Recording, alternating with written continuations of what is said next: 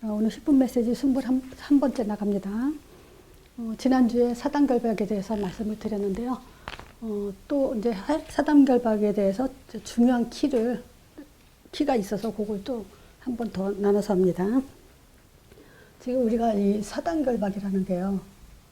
지난주에 말씀드린 것처럼 우리가 사실 이 사단결박의 제일 중요한 초점은 이제 말씀을 어떻게 이해했냐, 말씀을 잡았냐, 즉 언약이 있냐 없냐, 이게 중요하죠. 사단 결박했다는 게. 물론 불신자들에게 우리가 그 전도하는 차원에서는 귀신 들린 사람들을 만났을 때는 사단 결박부터 하죠.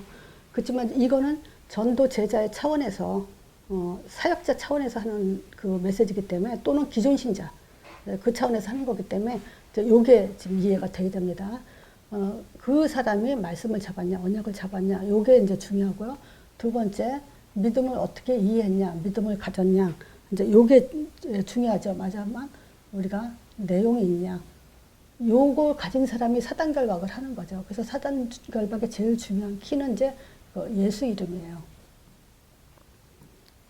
자, 그래서 지난주에 말씀드린 것처럼 말씀이 사단 결박이다, 믿음이 사단 결박이다, 예수 이름이 사단 결박이다. 요거 성경적 근거를 제가 댈게요. 그게 뭐냐면 선악과죠.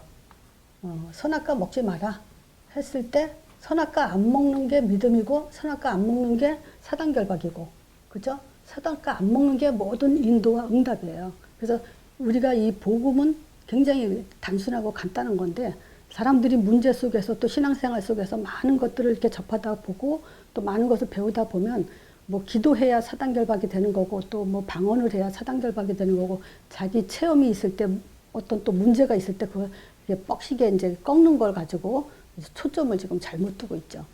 자, 그래서 사단 결박의 중요한 그 이해의 중요한 것은 뭐냐면, 우리의 이제 확신이 들어와야 되는 거고, 만약에 사단 결박에 초점을 두게 되면은 확신이 없어져요.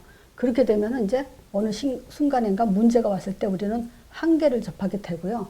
더 중요한 것은 사역의 그 제자 사역이 안 돼요.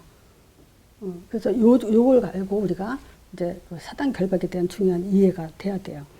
자, 그래서 이 믿음을 한마디로 말하면 예수를 믿는 건데, 어떻게 믿어야 되냐, 이게 중요하죠. 뭐 예수 얘기 많이 한다 그랬어요. 기독교에서 예수 얘기 안 하는 기독교는 없어요. 근데 뭘 강조하냐에 따라서 그건 종교가 돼요.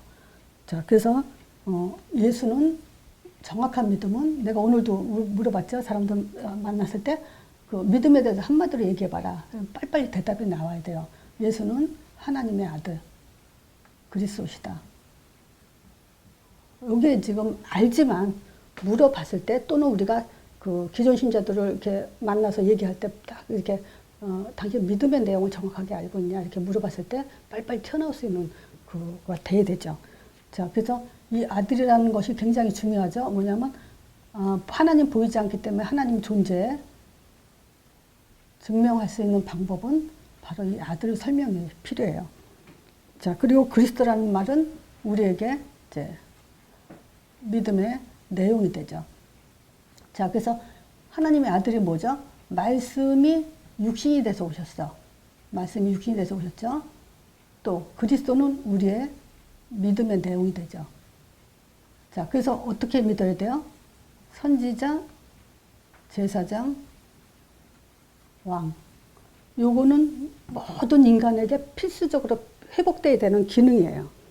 그래서 그 하나님 만나는 길, 또 죄 문제 해결하고 사단으로부터 해방되는 이 답만이, 우리가 믿음의 포인트는 바로 이거예요. 예수를 말한다는 그 중요한 초점은 바로 그리스도예요. 자, 그러니까 요걸 지금 뭘 얘기하냐면요, 성경 기록 목적이요. 이 성경 기록한 목적은 요한복음 20장 31절이죠. 예수께서 하나님의 아들 그리스도심을 믿게 하려 하며, 또 그 이름에 힘입어, 힘의 근거, 그 이름, 예수 이름에 힘입어 그랬는데, 힘의 근거가 어디 있어요? 예수님이 직접 말씀하셨죠. 요한복음 14장 26절. 내 이름으로 보내실 성령. 분명히 그랬어요. 두 번째, 예수님이 직접 그 제사장이심을 보여주셨죠.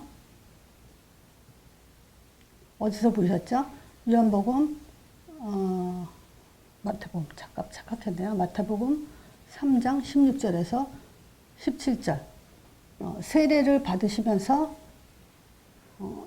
세례라는 것은 물로 죄를 씻는다. 이제 이런 의미에서 이제 세례를 받으시면서 뭐였냐면 죄를 해결하러 오신 분.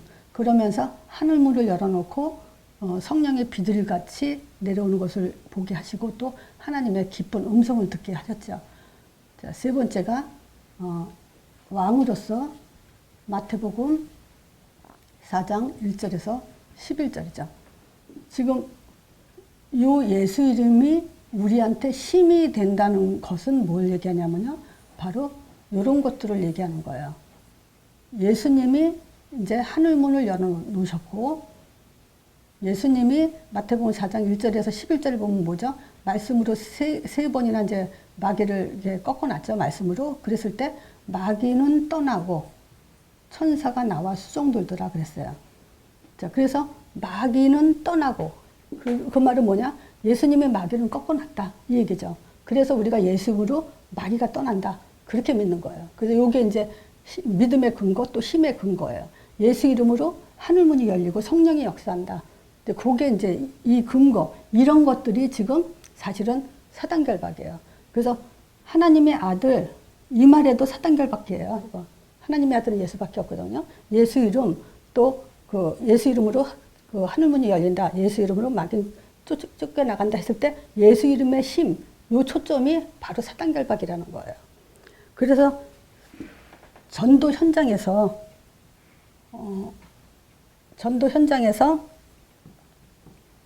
생명을 얻게 했는데 어떻게 얻게 했어요? 사도행전 3장에 보면요.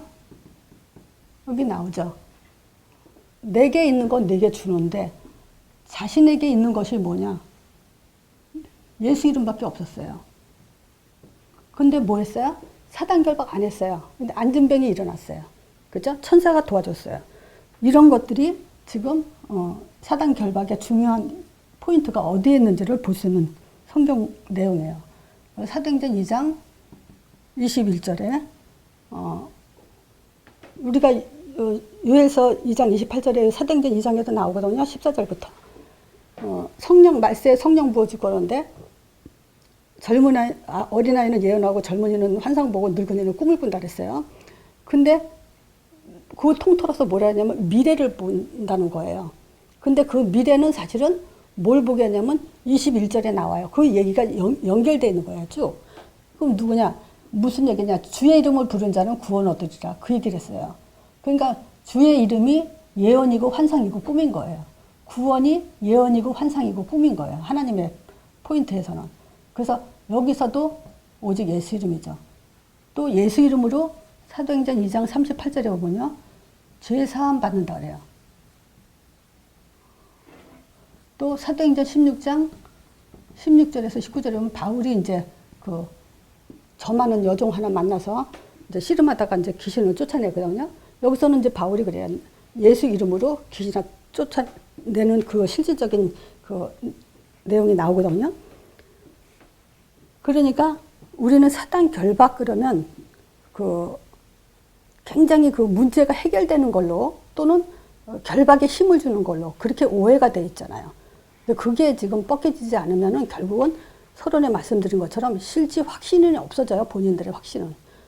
그리고 한계가 오게 돼 있고 사역은 정확한 제자 사역은 이루어지지 않게 돼 있죠.